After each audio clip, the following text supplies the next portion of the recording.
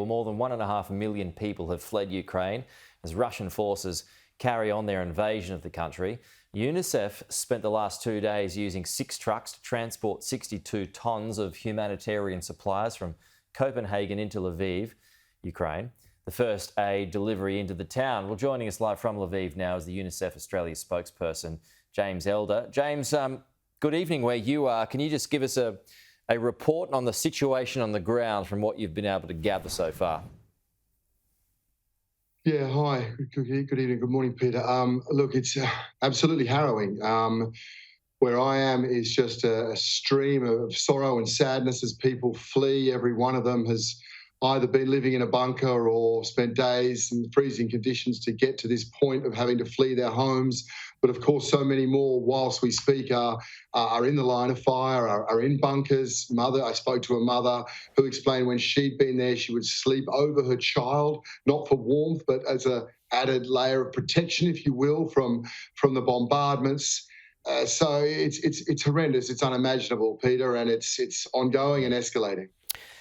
We've got 1.5 million people who've fled the country so far, James, but the population of Ukraine is around about 44 million. So by that measure, are you expecting the numbers to keep on increasing?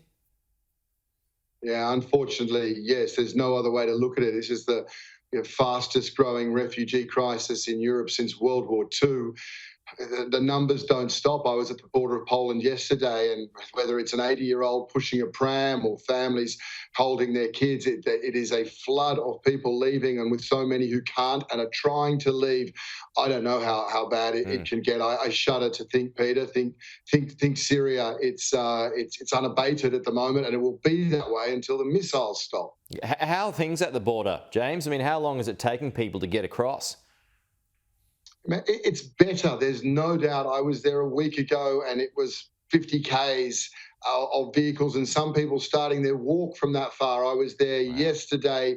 It's much more orderly. I've got to hat off to the Ukrainians who are making it work, the Polish border officials who, greet kids with drinks and biscuits. It's much more efficient, but the flood of people just doesn't stop. And what about Lviv itself? I mean, how are you going with supplies when it comes to water or food, things of that nature? Here remains fine, and apart from air raid sirens, is safe. It has to be said. Things fluctuate pretty quickly in a conflict, but it's UNICEF's hub, as you showed there in your images. We've got 60 tonnes. This is what we need to see, Peter. This is life-saving equipment, surgical equipment, resuscitation equipment, first aid kits, and it's here now. And now it's just going across the country. Hospitals from Kyiv to Kharkiv, 50 hospitals in the coming days, and we've just got to keep amping up that level of supplies while the bombardments continue.